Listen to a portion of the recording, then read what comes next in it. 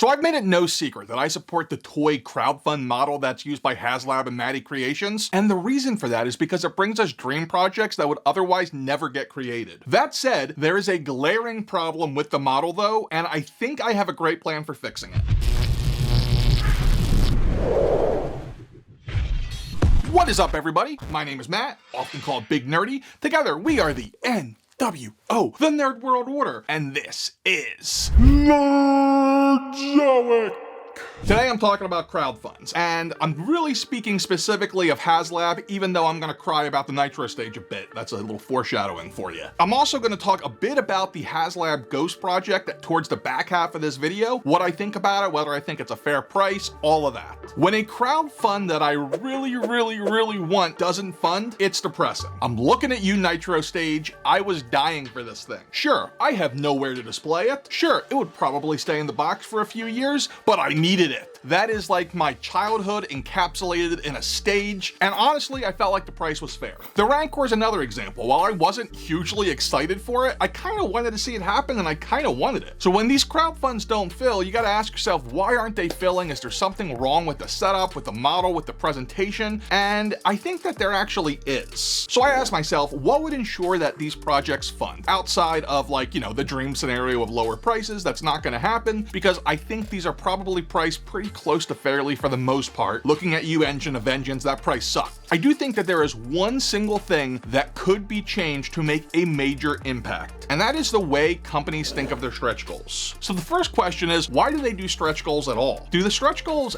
actually get more sales? I think they do to a certain extent. I also think that if you said, hey, 10,000 people, this is the package, this is you're gonna get, you're not gonna get anything less or more if it doesn't fund past 10,000. I think that would be a nice way to do it, to be perfectly honest. But there is also the whole point of the marketing that goes with the stretch goals. The stretch goals will bring in late minute stragglers who were like, ah, man, I don't know if the value's there. But if the value's there to begin with, they don't need brought in. I'm guessing, again, I am not a college educated marketing guy, that it has something to do with continued excitement through the campaign. By being able to announce new stretch goals and talk about hitting stretch goals throughout the campaign, it allows you to prolong the buzz and excitement during the entire 40, 60-day stretch. So while I don't necessarily think it needs to happen, I have a feeling that there's gonna be a bunch of marketing guys who tell me, nah, brah, we need it. And I accept that. You might actually need that. I don't necessarily agree that just putting everything in the initial package and saying it is what it is not better, but I might be able to be convinced otherwise, but that's neither here nor there. One thing I won't be convinced of is that the early bird special needs to go away. When Hasbro first started this with the Hiss tank, I thought it was genius. I even said it in a video that it was genius. So for those of you guys down in the comments typing, you said it, I changed my mind, okay? I thought it was genius at first because it builds momentum, it gets funded quicker, it takes people who are gonna buy it but were just lazy, me, and didn't usually put their orders in until towards the end of the campaign. It gets them to do it earlier. All of those things are still true, but it's a risk-reward thing. That's the reward, getting it funded quicker, but the risk here is that if it doesn't fund, it kind of kills the overall success of the campaign. I would love to know the stats of campaigns that actually hit funding that did not hit the early bird. I would guess it's under 50, maybe even 40%, where if the early bird doesn't fill, then the entire campaign doesn't fill. All right, I'm saying that at least half of those don't fill. So yeah, I think the early bird has to go. I also think the tier goals need to be rethought. So here's the thing, they can't be garbage. Example, cardboard backdrop and rocks for the Rancor. I know some people were okay with that. I thought it was underwhelming. But it also can't be so important to the item that without it, the entire crowdfund is ruined. A good example of this is the Spirit Engine of Vengeance, whatever it was, because most people, myself included, were more excited for the pack-ins than for the actual car itself. I wanted Mephisto more than I did the damn car. And once it was clear that that wasn't happening, I wouldn't consider backing the Engine of Vengeance because of that. Mephisto was so darn wanted that he should have been part of the original package. Because once it was clear that you were not gonna hit that level, nobody wanted the car. Jedi Luke is another example of this, but I think to a lesser degree. He was the best goal in the Rancor, but he was like 10,000 purchases over the original goal, if I remember correctly, and everybody knew that was never gonna happen. It was unachievable, and it was kind of like, well, that kind of sucks. I've seen other people echo this sentiment. I actually got the idea from someone on Twitter. I forget who. Anyway, they had said that what they would do is just include everything, and if you have to raise the price 30 or 40 bucks, so be it. And they were specifically talking about the Ghost, how like, well, without the crew, it kind of sucks. It doesn't doesn't suck, but without the crew, it is a big letdown. So why not just put the crew in, and if you have to charge more, charge more? Okay, that makes sense to me. I don't think that it makes the perfect sense because I don't think you can increase the price anymore. There is a breaking point. I think if you try going over $500 for the Ghost, even if it was like $505, I think people would be turned off. So my thought, again, not a marketing guy, I don't think tiers should be used to drive the number, because does it really drive the number? Like, if you're gonna buy it, you're gonna buy it. Sure, if there is a 12,000 sale goal that you really want and you see it's at 11,999, yes, that'll drive a purchase. But otherwise, does it really? Then there's the people who are waiting to see if there's even a chance that the stretch goal gets hit, who then purchase. But theoretically then, wouldn't they have already purchased it if it was included in the original offering? So that's not a loss. So bottom line here, include everything that is essential to that product. So all the crew, for example, with the Ghost, into the initial price when calculating the cost and profit. Either include it in there, or if you can't make it work financially, don't reveal it at all and release them separately. But Big Nerdy, there has to be some stretch goals. Yeah, I think there should be some stretch goals. There should be some stretch goals that are there to reward the people who back this thing and basically invested $500 interest-free for a year and a half that they're not gonna get back until later. That makes sense to me. Sure, let's do some stretch goals. But they should not be essential, like I just got done saying. So what would you do? Great question. Here's what I would do. Let's look at the Rancor. What if the Rancor Keeper was included in the initial offering, and instead of the stretch goal being, hey, here's something you can get, maybe, probably not, instead make it, hey, if we hit this stretch goal, Paul Brooks gonna actually sign. He's gonna autograph all of them. All of the card backs that have the Rancor Keeper, he's gonna sign them. All right, cool. So now you're not losing a figure if it doesn't fund. All you're losing is the cool autograph to keep the figure in the packaging. Maybe you could even use a variant of the figure.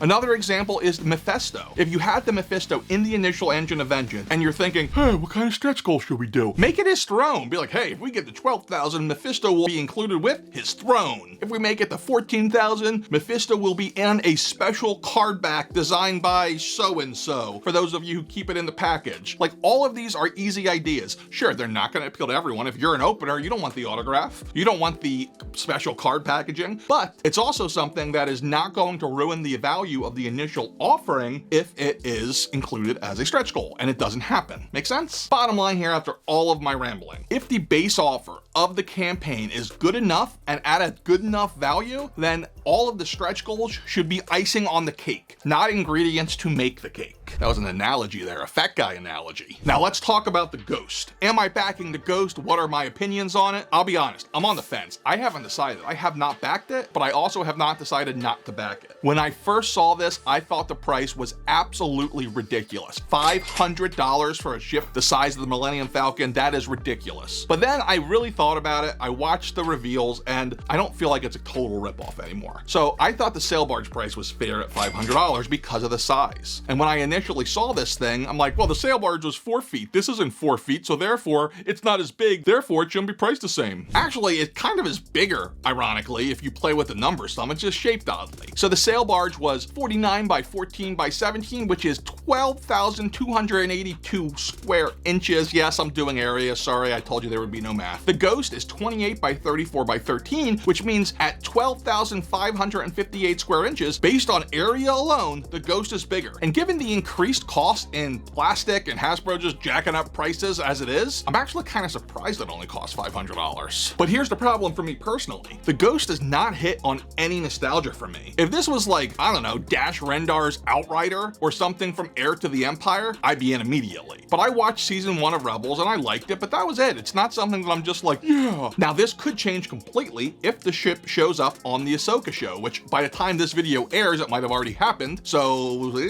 that's just how it goes. But if that happens, that's gonna be a major thing that could change my mind. And reportedly, it's gonna make an appearance. How much of an appearance? Nobody really knows. But if that ship is as integral to AHSOKA, or even like half as integral as their Razor Crest was to Mando, that might totally get me to go hit buy. Especially if the model of the ship on the show makes my jaw drop and I go, that'll do it. Plus, there's the other issue. This thing's gonna be up to display. It's square. It's gonna need its own table by the looks of it, and it can't just be like a rectangle table that you would do to display something like a USS flag. You need a square. This thing is gonna be awkward. And the resale value doesn't look super. Like easily, if you decide you don't want this, you can get your money back plus a trip to the Red Lobster or something. But it's not enough to pay for extras as an investment like we thought some of the others would be. Some of them were. Like you go back, the Razor Crest is still doing really well. I think that the Sentinel is. Galactus, you see 10 of them at every show you go for. You can get them for $700. But then you go back even further to the Sail Barge, it's at least $2,500. Do you think I'm on track with my stretch goal ideas? I'm curious to hear your thoughts, especially if you're a marketing expert. Hit the comments below. And also, you should probably subscribe to this channel. You will subscribe to this channel. Can't hurt to try. And remember, you gotta get old, but you don't have to grow up. Just be cool and stay nerdy.